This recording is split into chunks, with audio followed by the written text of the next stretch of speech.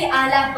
ಅನಂತರ ಗಿಳಿಬಿಂಡು ವಿಹರಿಸಿ ಹೊರಡಲು ಸಿದ್ಧವಾಗುವಷ್ಟರಲ್ಲಿ ಒಂದು ಗಿಳಿಮರಿ ಹಣ್ಣು ತೂಗಿ ಬಾಗಿದ ಗಿಡವೊಂದನ್ನು ಕಂಡು ಸಂತೋಷದಿಂದ ಹುಚ್ಚೆದ್ದು ಕೂಗುವುದು. ಬನ್ನಿ ಬನ್ನಿ ಮಧುಫಲ ತಿನ್ನಿ, ಬೇಗ ಹಾರಿ ಬನ್ನಿ.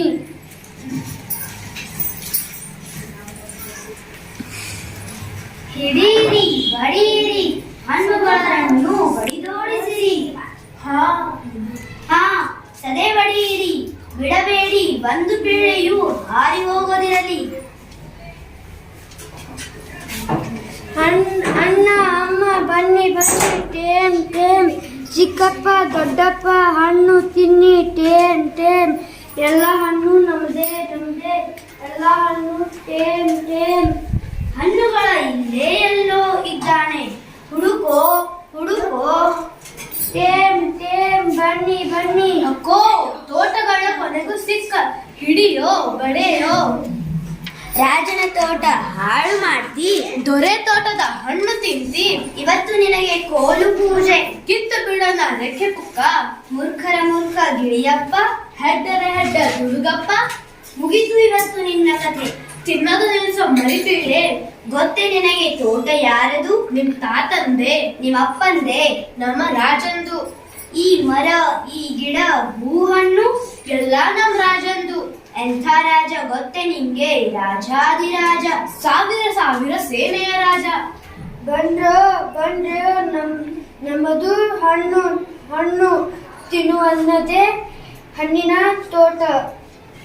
ಏ ಮರಿಬೇಳೆ, ರಾಜನ ಭಯ ಇಲ್ವೇನೋ ನಿಂಗೆ? ರಾಜಂದು ಹೋಗ್ಲಿ, ನಮ್ ಭಯನೂ ಇಲ್ಲೇನೋ? ಹೋಗ್ಲಿ ಈ ಕೋಲಿನ ಭಯ. ಹಿಡಿಯೋ ಬಲೆ ಹಾಕೋ.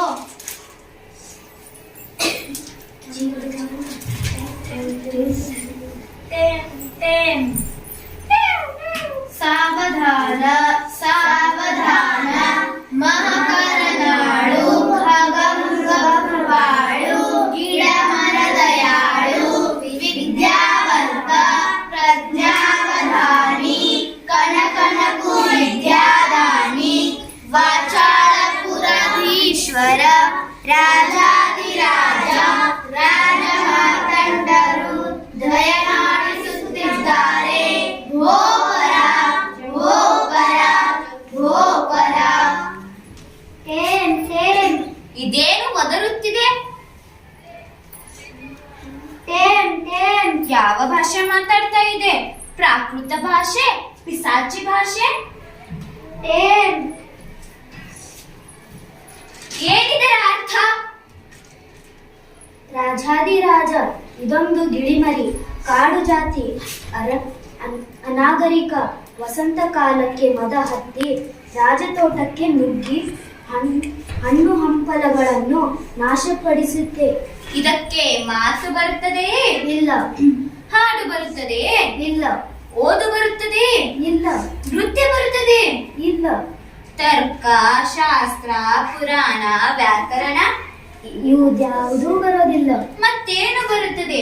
ಜೀವನವೆಲ್ಲ ಏನು ಮಾಡುತ್ತೆ? Time time.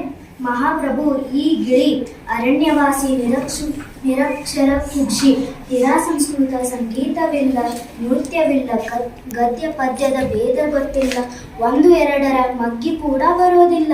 ಇದಕ್ಕೆ ಬರೋದು ಒಂದೇ, ಗಿಡಮರ ಹತ್ತಿ ಕೊಂಬೆ ಮುರಿದು ಹಣ್ಣು ತಿನ್ನುವುದು, ಉದುರಿಸುವುದು, ಆಮೇಲೆ ಟೇಮ್ ಟೇಮ್ ಹಾಗನ್ನೋದು.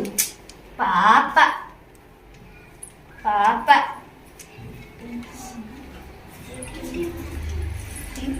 Time time.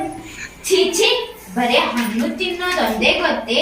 ವಾಚಾಳ ಮಹಾವಾಚಾಳ ನಗರೋದ್ಯಾನದಲ್ಲಿ ಬಂದು ತಿನ್ನೋದಂತೆ ಮಾತ್ರ ಗೊತ್ತೇ? ವಂದಿ ಮಾಗಧರೆ. ಮಹಾಕರನಾಳು ಖಗಮೃಗ ಕೃಪಾಳು, ಗಿಡ ಮರದಯಾಳು, ವಿದ್ಯಾವಂತ ಪ್ರಜ್ಞಾವಧಾನಿ, ಕಣಕಣಕು ವಿದ್ಯಾದಾನಿ, ವಾಚಾಳಪುರ. ಲಾಸ್ಟ್